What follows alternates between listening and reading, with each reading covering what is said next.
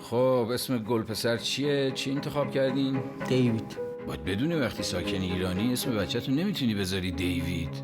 چرا؟ اشاعه فرهنگ بیگانه. مثلا برفرض محال میگم من حجاب نداشتم. مگه ماشین حریم خصوصی نیست؟ کی گفته ماشین حریم خصوصیه؟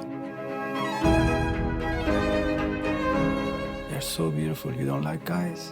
به کار ربطی داره؟ اصلا مشکلش کجاست پس؟ با فیلمنامه‌تون. ببین اصلا فیلمنامه من نه نقد اجتماعیه نه نقد سیاسیه. اصلا مسئله حجاب توش وجود نداره. اصلا تو فیلمنامه من زن وجود داره. همه اینا هست. خودت هم بهتر میتونی. خب این نمیشه دیگه.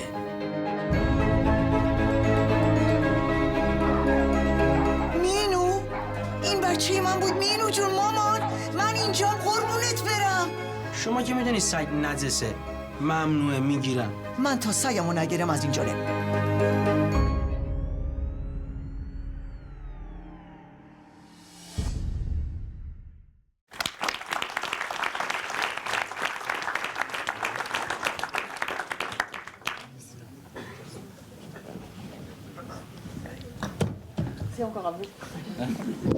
C'est encore nous, désolé. Il y en a qui ont bien les 40 minutes, mais c'est pour C'est ça. J'ai eu des négos tout à l'heure pour avoir 40 minutes au lieu de 20 minutes. Non, il est vrai que les, Pour un film. Oui, mais on n'a pas assez de... les réalisateurs, donc parce qu'ils pardon, allez-y, vous voulez peut-être introduire le. Non, les réalisateurs de Chroniques de Téhéran, donc Ali Reza Khatami et Alias Gari, donc malheureusement ne pouvaient pas être là. Il y a aussi les questions du décalage horaire. Ils sont sur d'autres projets également. Il y en a un qui vit en Iran, il y en a un autre qui vit au Canada. Voilà, donc il n'était pas possible malheureusement qu'ils soient là. Est-ce qu'il y a des questions?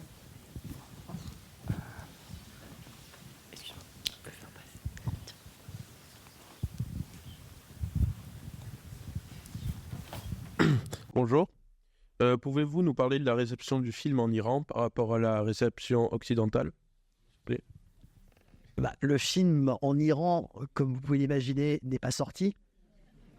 Donc ça va être compliqué de vous parler de sa réception. Le film, pour l'instant, il est sorti uniquement dans 4 territoires. La France, qui est le premier territoire au box-office, l'Italie, l'Allemagne et l'Espagne.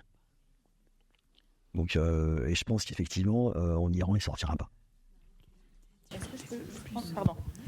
Juste si je peux me permettre de préciser une chose, peut-être vous avez vu les vidéos qu'on a tournées pour parler des films. Et ce que dit Bamshad Pourvali, donc, qui est spécialiste du cinéma iranien, c'est qu'en fait, en Iran, il n'y a pas de droit d'auteur. C'est-à-dire que quand un réalisateur réalise un film, il ne touche pas de pourcentage sur le billet d'entrée. Donc, ça veut dire que faire un film en Iran, on ne le fait pas... comment dire, cet aspect économique n'est pas l'enjeu essentiel. Et donc, les réalisateurs iraniens qui font leurs films sans autorisation officielle, ce qui est le cas de ce film-là, ils savent que de toute façon, ils ne gagneront rien dans leur pays avec ce film. Et donc, qu'est-ce qu'ils font pour que le film passe? Ils le mettent sur des clés USB et ils les passent à leurs potes. Et donc, c'est des clés USB qui passent et ça passe par Internet, ça passe... Donc, en fait, le film est vu en Iran, mais pas au cinéma, pas officiellement. Mais les Iraniens voient... Alors, c'est une certaine catégorie aussi d'Iraniens, évidemment, des gens qui ont envie de voir ça, qui ont des connaissances et des amis d'amis qui passent. Et le film passe en Iran, mais pas au cinéma, bien sûr, et pas de manière officielle. Il y a une censure en Iran quand les films sont tournés en accord avec le régime iranien, ensuite ils sont partiellement remontés, il y a plein de scènes qui sont coupées. Donc là, je pense qu'effectivement, Chronique de Téhéran n'a pas suivi ce schéma-là, parce que sinon, on n'aurait pas vu. Il y a beaucoup de scènes dans le film qui ne seraient pas à l'écran.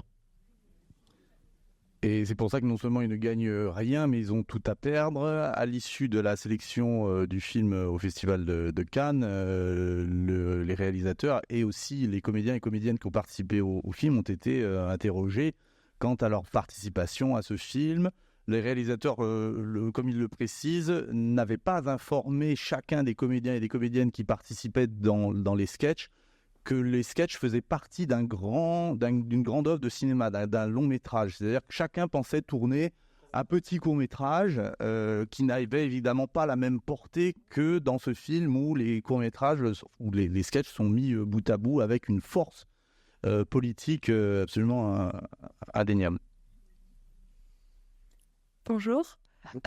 Comparé à Goodbye Julia, qui est un film soudanais, est-ce que les chroniques de Téhéran ont été reçues différemment par le public français et aussi plus dures à distribuer dans les salles de cinéma? Non, enfin, c'est plutôt l'inverse. Le film a été plus facile à distribuer parce qu'il est, il est plus accessible.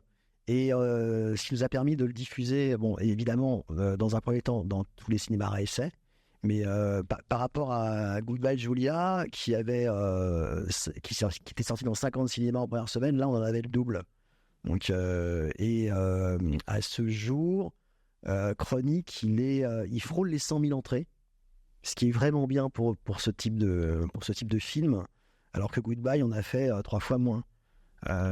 Et on espère franchir la barre des 100 000 entrées. Là on est en 8e semaine. Donc on s'accroche parce qu'à 100 000 entrées, le film sera vendu à Canal+. Ce qui permettra de le diffuser encore plus largement. Donc c'était beaucoup plus simple, effectivement, de distribuer Chronique de Téhéran, qui du coup est passé chez UGC, chez MK2 évidemment, mais également chez Pathé aussi. C'était plus simple aussi parce qu'il y a déjà eu pas mal de films iraniens qui sont sortis en France et vous avez un public qui s'est développé, qui est intéressé par ce type de cinéma aussi. Voilà. Bonjour. Comment un film étranger comme un film iranien arrive-t-il en Europe? Il arrive via une fois que le film est terminé, il y a ce qu'on appelle des acheteurs qui prennent les mandats d'un film pour ensuite les revendre pays par pays aux meilleurs distributeurs. Donc c'est ce que j'ai expliqué tout à l'heure en préambule. Nous on s'est adressé aux vendeurs étrangers dans la période pré-canoise pour en faire l'acquisition. Mais pour le moment, il y a en gros 5 territoires seulement qui sont sortis. Et je pense que le film ne sort pas forcément en salle, il peut aussi être exploité directement en VOD.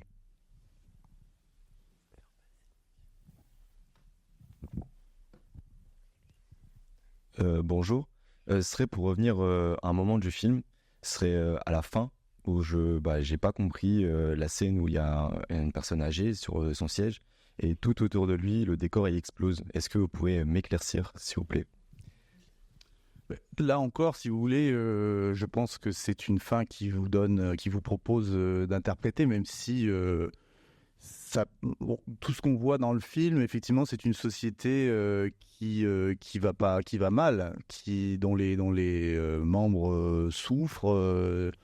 Et effectivement, ça peut être vu ou bien comme l'espoir que ça cesse, que tout s'effondre et qu'on parte sur quelque chose de nouveau, ou bien c'est quelque chose à l'inverse de complètement insupportable et qui doit s'écrouler ou qui s'écroule de lui-même. Enfin, je pense que ce plan final est assez libre, pareillement, pour être interprété. Oui. Les prémices d'un changement de régime éventuellement. C'est ça. L'espoir. Partons sur l'espoir.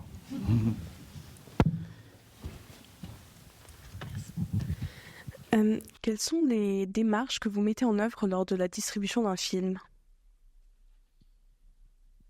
Les démarches, c'est de choisir les meilleurs éléments de communication pour vous donner envie à vous de venir voir le film. Donc ça veut dire faire une bande-annonce qui vous donne envie, créer une affiche si elle n'existe pas, ce qui était le cas sur Chronique, c'est une affiche que nous avons créée nous. Choisir ensuite une date de sortie qui corresponde au film en termes de concurrence, mais en termes d'envie. Il y a dans l'année des saisonnalités pour un certain type de film. Donc Chronique, il est sorti le 13 mars. Le film, on l'a acheté à Cannes l'année dernière, donc on a vraiment pris le temps de bien le travailler. Et Et quand on a senti qu'en termes de concurrence, il y avait un peu plus d'espace, on a choisi cette date. Donc bien le travailler, c'est effectivement un travail auprès de la presse qui va se faire l'écho de la sortie, qui va dire du bien du film, si possible. Ça consiste effectivement, parce que je vous disais tout à l'heure, à avoir des partenaires comme l'AFCAE, comme l'ADRC aussi, c'est l'aide pour la diffusion régionale du cinéma, donc qui va pousser le film dans des zones plus reculées qui n'ont pas forcément accès facilement à des copies ou à des films comme celui-là. Effectivement, voilà, ça implique tout un tas de choses, un travail de visibilité, de la notoriété.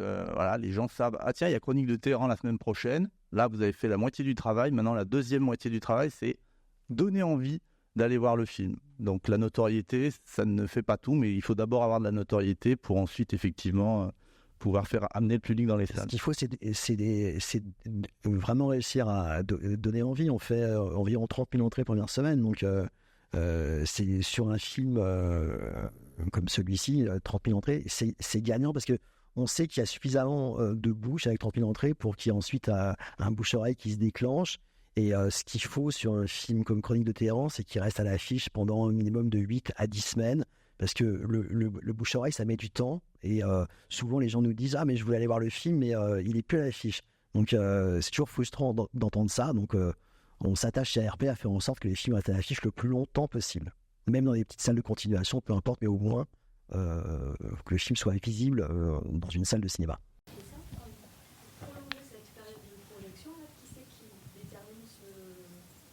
On vous entend pas. Prenez le micro, c'est comme c'est filmé, il faut qu'on vous entende. Pardon, bonjour. Qui c'est qui détermine en fait ce prolongement des dates de pro Est-ce que c'est le nombre d'entrées semaine? Est-ce que c'est le nombre d'entrées qui financez ça? Enfin... C'est le nombre d'entrées. Donc tous les lundis matins, la carrière d'un film est prolongée ou non.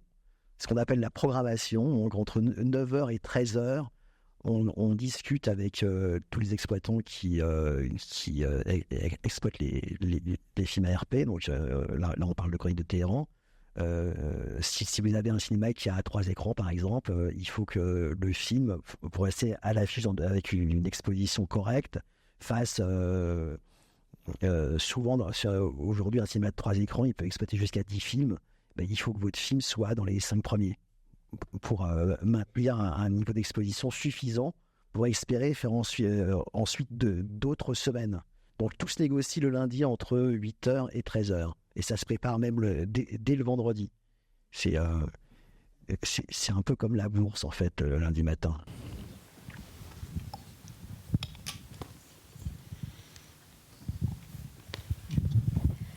Bonjour. Pourquoi vous avez décidé de promouvoir ce film ? Écoutez, de pouvoir de faire l'acquisition du film et de le sortir. Donc, comme je l'ai expliqué tout à l'heure, donc ARP a un line-up du monde entier. Le cinéma iranien est un cinéma qui nous intéresse. La tonalité du film nous a vraiment... on a été conquis par la tonalité du film et par son côté irrévérencieux. Et aujourd'hui, on est ravis de l'avoir fait parce que franchement, le film plaît. Il a encore quelques entrées à faire et on regrette pas du tout. Est-ce que certains ont des questions ou des remarques sur le film en lui-même, sur les scènes, sur les sketchs, les segments? Vous avez noté ces variations de ton, effectivement, entre le premier particulièrement comique et puis... allez-y. J'ai une question pour les réalisateurs. Il y en a un qui est iranien. Ça n'a pas été compliqué pour lui de faire un film qui critique son pays ? On a un petit peu évoqué ça tout à l'heure. Si, bien sûr. C'est les réalisateurs, les artistes qui s'opposent ainsi, qui apportent une critique du régime du pays dans lequel ils vivent, forcément s'exposent à des rapports compliqués dans leur travail, dans leur vie privée. Mais je pense qu'à un moment donné, ce sont des gens qui ont une aspiration à la liberté et une envie de défendre des valeurs et des idéaux plus fortes que la peur de se retrouver limité au quotidien par justement ce régime-là qu'il critique. Donc, si vous voulez, vous avez beaucoup d'artistes qui se viennent après persécuter, qui sont en prison, voilà, mais l'envie de créer et de prendre la parole est plus forte que la peur. Est-ce que peut-être pour répondre à la question, est-ce que quelqu'un veut répondre à la question que... Oui, effectivement, voilà, sur les... Je ne sais pas quel est le sketch qui vous a le plus marqué, quel est celui que vous êtes le plus percutant? Bonjour, moi j'ai trouvé ça hyper intéressant que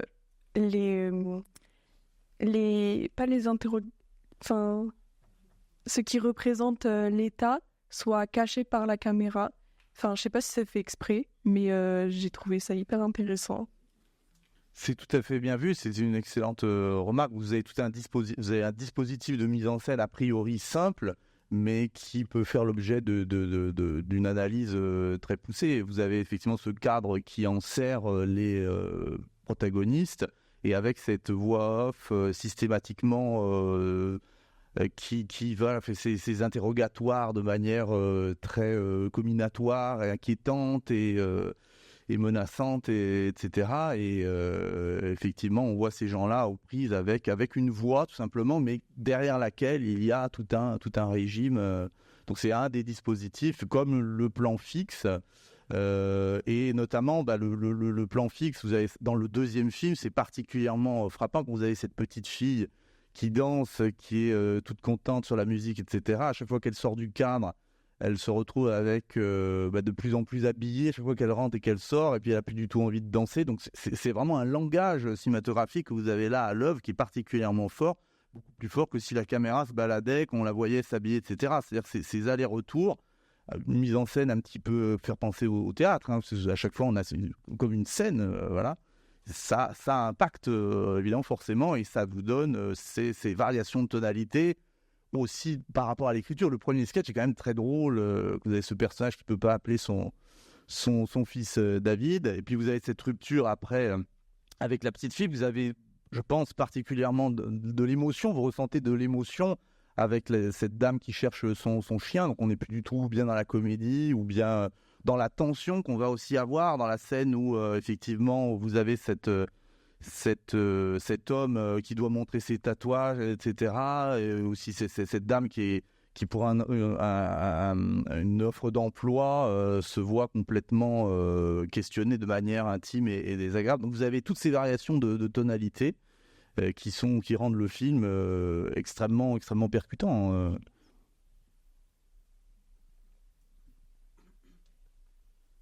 Ouais, une question. Pardon. Moi, j'ai une question, mais c'est juste pour savoir, vous êtes en concurrence avec qui sur ce type de film à l'achat? Il y a une bonne dizaine de distributeurs à essai concurrents d'ARP, le PAC, Diafana, Pyramide, Tandem, Zing, enfin ils sont Oecourt, Ad Vitam, Diafana. Donc on est une bonne dizaine à se partager. Et Arizona, un film d'auteur. Et Arizona. Plus de temps en temps, les gros distributeurs comme Pathé qui ne s'interdisent pas de faire l'acquisition de petites pépites pour amener un peu de diversité à leur line-up et à leur salle de cinéma. Moi, je voulais parler du moment où on voit une étudiante qui se fait réprimander parce qu'on l'aurait vue avec un soi-disant garçon. Et j'ai trouvé que ça apportait un côté hyper actuel à ce qui se passe sur du coup les conditions des femmes, etc. Et le fait que elle se rebelle un peu en retournant la situation, et j'ai trouvé que ça apportait une autre dimension au film et que c'était hyper intéressant à voir. Mais tout à fait, oui. Le film a des aspects universels et effectivement, je pense qu'il peut y avoir en France, parfois, certains endroits, des choses qui peuvent être similaires, ça ou là, des hommes qui voudraient que les femmes se comportent comme ceci, ou que telle fille n'a pas le droit de fréquenter tel garçon, etc. c'est tout à fait bien vu.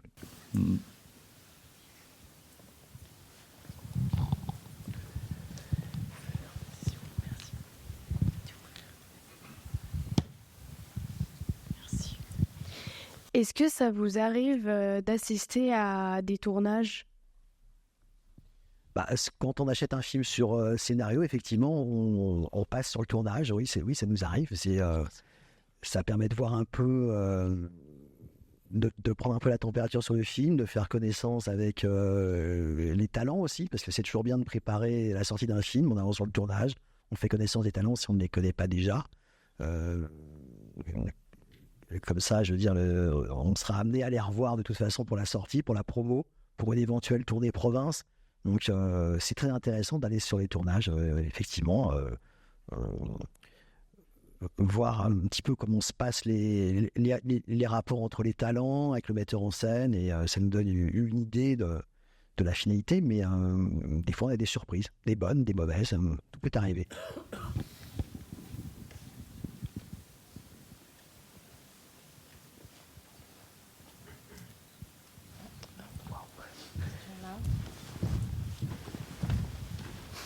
Ton nombre de pas petit d'y arriver. Ouais, là.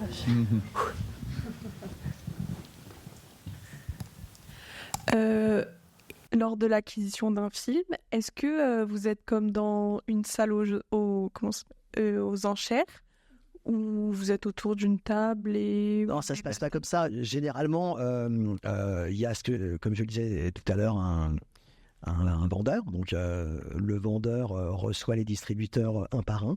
Ils ne sont pas tous dans la même salle, et chacun déploie ses arguments marketing, une date de sortie, une idée qui permet de faire la différence par rapport à l'offre précédente. C'est pas forcément une histoire d'argent, c'est aussi des fois être plus convaincant vis-à-vis d'un vendeur par rapport à notre line-up, ce qu'on vient de sortir. Des fois, ça peut pencher dans la balance, ou pas d'ailleurs. Enfin, on ne sait jamais si c'est bon ou pas. C'est vraiment, il n'y a pas que le chéquier, il y a aussi, il faut être convaincant. Alors, certains films ont été, les précédents étaient chez un distributeur qui s'en est bien occupé, mais parfois ça ne suffit pas.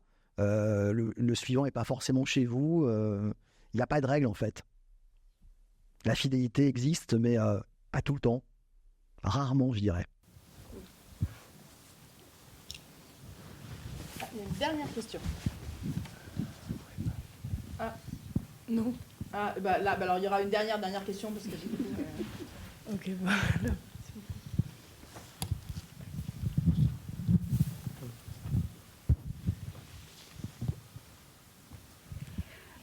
Est-ce qu'on gagne bien sa vie en faisant ce métier-là? Oui, j'ai envie de. Enfin, c'est un métier qui prend beaucoup d'énergie, donc qui rémunère plutôt bien, oui, effectivement. Mais c'est un métier, j'ai envie de vous dire, on le fait 7 jours sur 7. Ça ne s'arrête jamais. Il y a une dernière question tout en haut.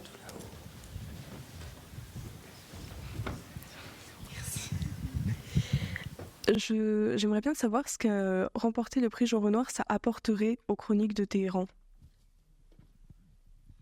Très très bonne question. Je pense que ça lui apporterait une mise en lumière auprès du corps enseignant de manière générale beaucoup plus grande. C'est-à-dire que beaucoup de professeurs, beaucoup d'enseignants, je pense, y jetteraient un œil, et puis il y aurait beaucoup plus de projections scolaires, plus de visibilité donc pour le film. Voilà. Donc ça lui amènerait une résonance beaucoup plus importante que ce qu'on a eu jusqu'à présent. Même s'il y a eu des séances scolaires, ça on le sait, mais je pense que ça lui permettrait éventuellement d'avoir une véritable deuxième vie en salle de cinéma. Merci beaucoup. Merci beaucoup.